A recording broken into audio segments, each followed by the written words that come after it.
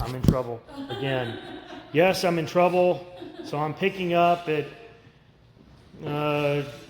Deuteronomy 6:13. I even named it and everything, and then forgot to click it. Okay. You shall fear only the Lord your God, and you shall worship him and swear by his name. You shall not follow other gods, any of the gods of the peoples who surround you. For the Lord your God in the midst of you is a jealous God. Otherwise, the anger of the Lord your God will be kindled against you, and he will wipe you off the face of the earth. You shall not put the Lord your God to the test, as you have tested him at Massah. You should diligently keep the commandments of the Lord your God, and his testimonies and his statutes, which he has commanded you. You shall do what is right and good in the sight of the Lord, that it may be well with you, and that you may go in and possess the good land which the Lord swore to give to your fathers, by driving out all your enemies from before you, as the Lord has spoken. So again, it's yet another reminder, hey, things can be good with you, but you have to follow the law. You've got to follow what God says. You can't be looking at the other gods. Now, in this case, the way Yahweh works with them, he has them go in and wipe everybody out. Everywhere they're going, they're all gone. They get rid of them, literally. They're eliminated. They kill them all. So they were able to keep other gods away. Now, we have a different situation. Why? Because Christianity, different rules, different way things work. We're not our own little community, self-contained community. Now, I'll admit, I like it a whole lot more when I can work for other Christians. But sometimes I don't have that opportunity. I work where I get my work. Sometimes it's not such nice places. I've worked for some bad people. I still work for some bad people. But that keeps me employed. I just don't do bad things. So I have to be around it more than the Israelites had to. The Israelites, they were all combined in one camp. The only people they would really let in and let stay with them were people that would follow their rules and their laws. If you didn't, you're either dead or you're out. One way or the other. It doesn't matter how, but you're not sticking around if you're not following their rules. If you're not following Yahweh, they have a problem with you. But today, you live around all kinds of people. If you live in a subdivision, man, you don't know who believes what and on which side of you. And some subdivisions, man, you never even know your neighbor. Others, yeah, you'll find a friend or two. That's okay. But my point of it is we have a little different situation because we are around a lot of other people. We can't insulate ourselves like the Israelites did. That's, again, another one of these, that's how it was then, it's how it is now. But the rules don't change for us. We're still supposed to worship only Yahweh. That's it. No one else. When your son asks you in time to come saying, what do the testimonies and the statutes and the judgments mean when the Lord our God commands you? Then you shall say to your son, we were slaves to Pharaoh in Egypt, and the Lord brought us from Egypt with a mighty hand. Moreover, the Lord showed great and distressing signs and wonders before our eyes against Egypt, Pharaoh, and all his household. He brought us out from there in order to bring us in to give us the land which he swore to our fathers. So the Lord commanded us to observe all these statutes, to fear the Lord our God for our good always, and for our survival as it is today. It will be righteousness for us if we are careful to observe all the commandments before the Lord our God, just as he commanded us. In other words, it'll all go well with you if you'll just do what God says. Now, does saying that everything's going to go well mean that you won't have bad times? That you won't have trouble? Oh, we'll still manage to get in trouble. We'll still have trouble even if we're doing what's right. It doesn't matter in this world if you do what's right. Why? Who runs this world? Yes. It's not God. God has control, but he's allowing Satan to do what he wants in this world, which means that bad things happen to good people. And guess what? Good things happen to bad people. There are tons of uber-rich billionaires. I guarantee you they're not Christians. Guess who they're serving? You can't serve but one master. And if you're not serving Yahweh, you're serving the devil. Whether you say that or not, the devil doesn't care. He just cares that you're serving him. Doesn't care that you acknowledge him. It's irrelevant. He just cares that you don't serve Yahweh. That's the only goal. So when you sit there and see the people that you think, oh man, they must have it great. Billionaire, he walks and does whatever he wants, gets in everywhere he wants, has box seats to all the games. Yeah, when are so many of the games? Oh, they'll be on TV this afternoon where people skip church and go there. Not the best choice. Not saying, don't get me wrong, I'm not saying I haven't skipped church to go to a football game once. I did once. There were box seats. I wanted to see what it was like. I hadn't been at Titan Stadium at the time. This was years ago. You know, one time, okay. Did Mama know about that? She does now. She does now. All I know is my mother-in-law knows because she was there with me. But this is one of those where it's not, I don't think that's a good choice to do on a normal basis. This was just an oddity and I had free tickets. But reality is, some people make it an idol. They worship it, right? They worship these star players, and they go for that. They go every Sunday. It's like, oh, well, I'll go to church, well, until football season, or until basketball season, and then I've got other things to do. And you hear that a lot. You'll be, oh, well, my son plays ball, and so he's going to be doing baseball, and they do practice on Sundays, so I can't come to church. No, the answer is then you can't have your son in baseball. There's a difference. Which one is more important? Is it God or is it sports? You can't serve two things. I mean, I don't think it's a problem to play sports, but still. I think about what these millionaires don't think about. Billionaires, they came with nothing. Yeah. Yeah, I think some of them still try to take it with them, but Like yeah. an old lady told me one time, she said she never saved any money because she said, you never saw a hearse pulling a U-Haul, did you? Yeah. That was one of the Far Side cartoons my dad kept. It was at a funeral, and you see this beam of light, and all these possessions are going up to heaven. It says, "Good Lord, he's trying to take it with him." Thing is, you can't do that. That's why it's such a good joke, because ashes to ashes, dust to dust is serious. Because that's really what it means. You might be a person today. You're mostly water. Next, you're mostly salt. You're going back to nothing. Accept it. Plant some flowers over you. My dad always said, To say this when I was younger, I couldn't understand it. She said, when you leave this world, the only thing you're going to take with you is something you gave somebody else. And I thought, how are you going to take it with you if you gave it to somebody else? What she's saying, a blessing, or how you help somebody on this earth, that's all you're taking. Yep. And I was thinking, how are you going to take it with you? A lot of the things she said that I didn't understand now, I think, I got it. well, a lot of times it's where you are in life as to whether it makes sense. Maybe you can teach old dogs new tricks. Perhaps. It's one of those where you have to be in the right mindset to understand some things. And there are plenty of things that, I've read in the Bible and I just didn't get it. I completely missed the point of something, or at least one of the points. And I'm reading it 10 years later and I'm like, swear I've read this 20 times. I don't remember that being in there. But it's there. I just wasn't picking up on it. Okay. Let's continue on here. I believe we're up to 7:1.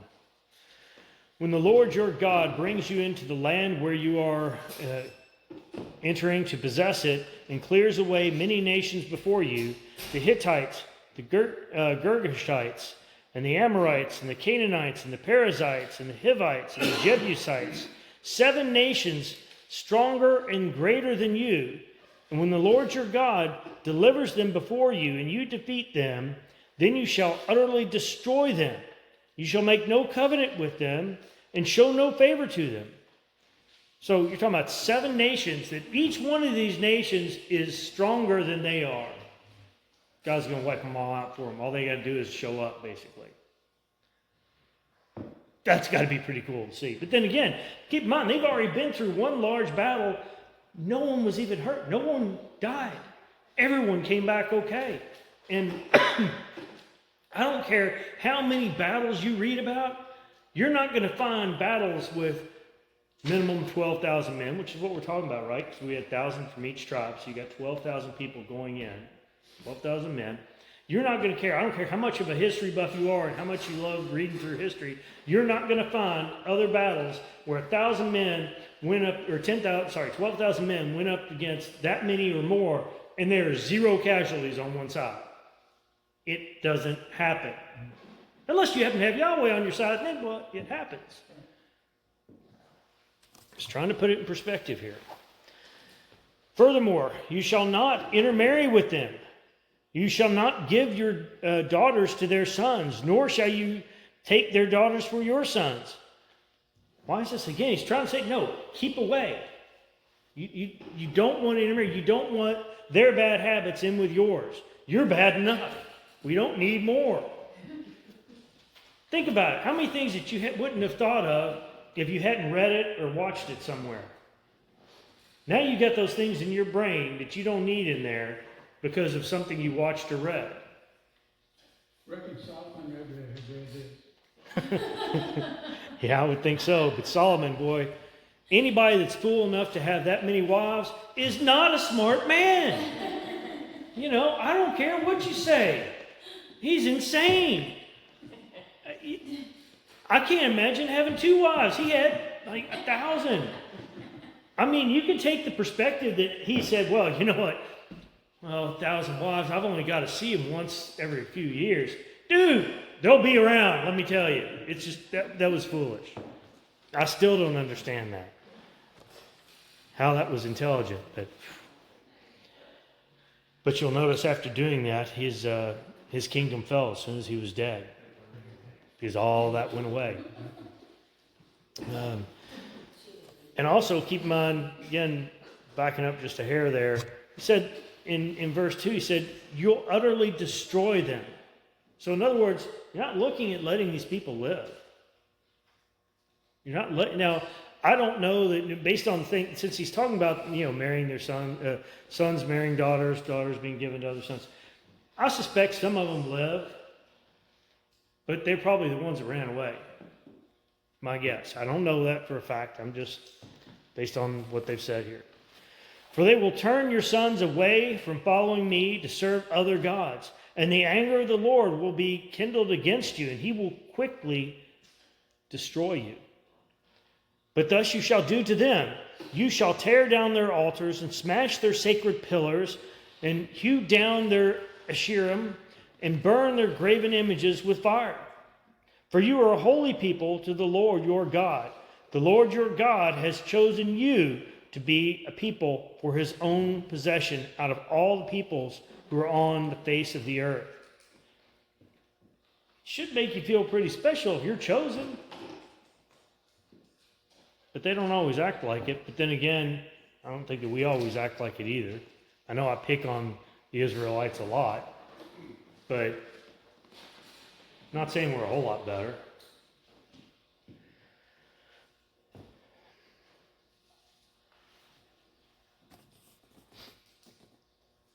Okay. The Lord did not set his love on you, nor choose you because you were more in number than any of the other peoples.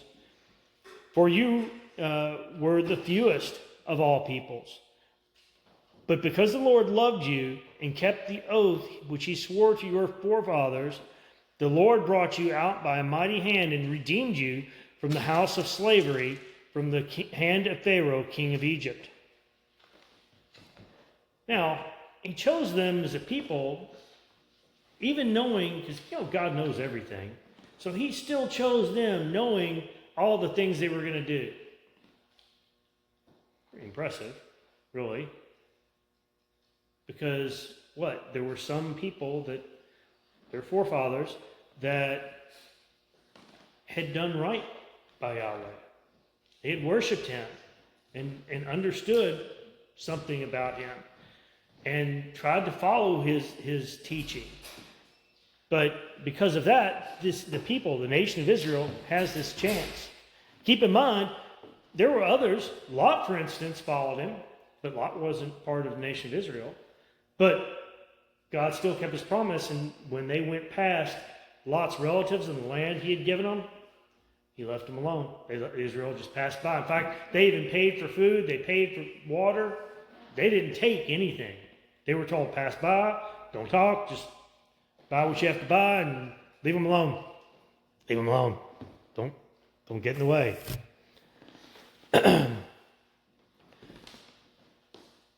Therefore know that the Lord your God, he is God, the faithful God, who keeps his covenant and his loving kindness to 1,000 generations with those who love him and keep his commandments. See, that's the caveat in there. For those who love him and keep his commandments. But so many don't. So the Israelites had a problem because they weren't following that. That's the caveat here. They wonder why they are now one of the smaller nations instead of one of the largest. Well, what did he just say? It tells you. Love him and keep his commandments. But repays those who hate him to their faces to destroy them. He will not delay with him who hates him. He will repay him to his face. Therefore, you shall keep the commandment and the statutes and the judgments which I am commanding you today to do them. And I know this is a lot of repetition, but as we've talked about, not everybody could read and write. Most things were oral. That's another reason why you were supposed to be talking about this in your household.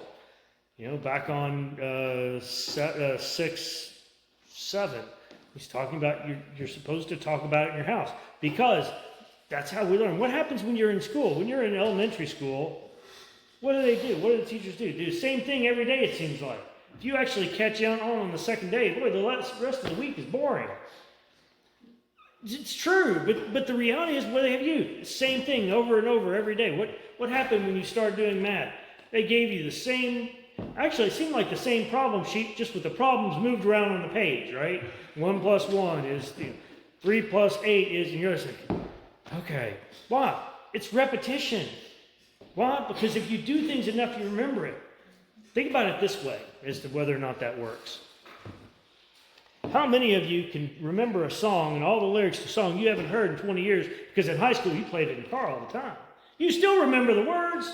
You haven't even heard it in years. You start to hear it on the radio, like, yeah, I can sing right along with that. You haven't heard it in 20 years. 20 years is too short. Look more like 50. Okay. Yeah. 50. I was 3. It's been a little while. But it's a valid, it's a valid point, right? We all remember those. It's not even from your generation. I like the Beatles. I know most of their songs up through about 64. After that, they went a little weird. But my point is, you remember those things that you hear a lot. Some of them, I don't even like the song, but it was on the radio so much, I still know the words to it. Wow, repetition. So when you see us repeating the same things, because really, all Deuteronomy has been so far is repetition, right? That's all it's been. We're just saying the same thing over again. And that's completely true. But repetition is what gets us to remember things. And that's why he's telling you, you're going to talk about this in the home. You're going to repeat this.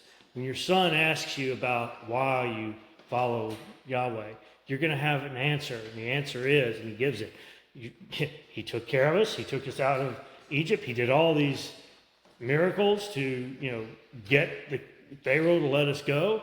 He did. He's taken care of us. He provided food for us and all these things. It's just repetition to make sure people remember. And again, it's the same thing we do in school today, if we're lucky. Some schools, maybe not so much, but you get my point, I hope. Okay. Then it shall come about, because you listen to these judgments and keep them and do them, that the Lord your God will keep with you his covenant and his loving kindness, which he swore to your forefathers. He will love you and bless you and multiply you.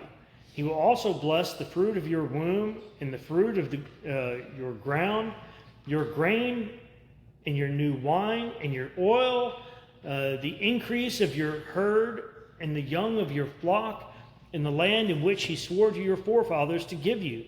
You shall be blessed above all peoples.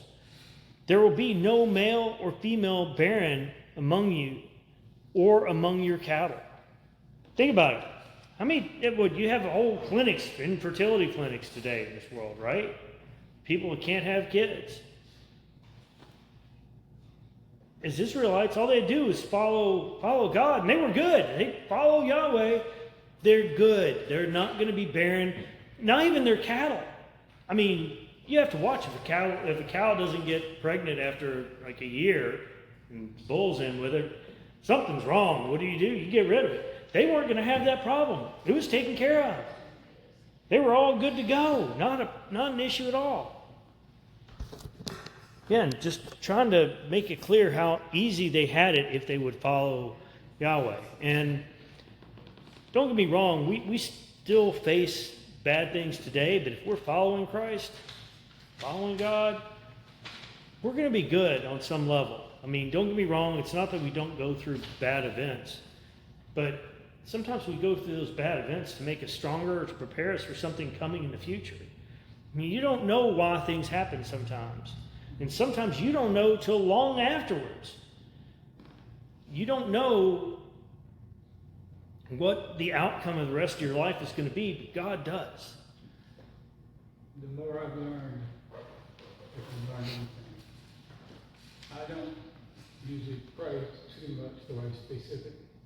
I know we have our prayer lists. I sometimes think they become a little routine. And I've voiced that before, to re-emphasize who we're praying for. And you say, well, God knows. Yeah, you got it. But my prayer is usually see me through this. Mm-hmm. Yeah.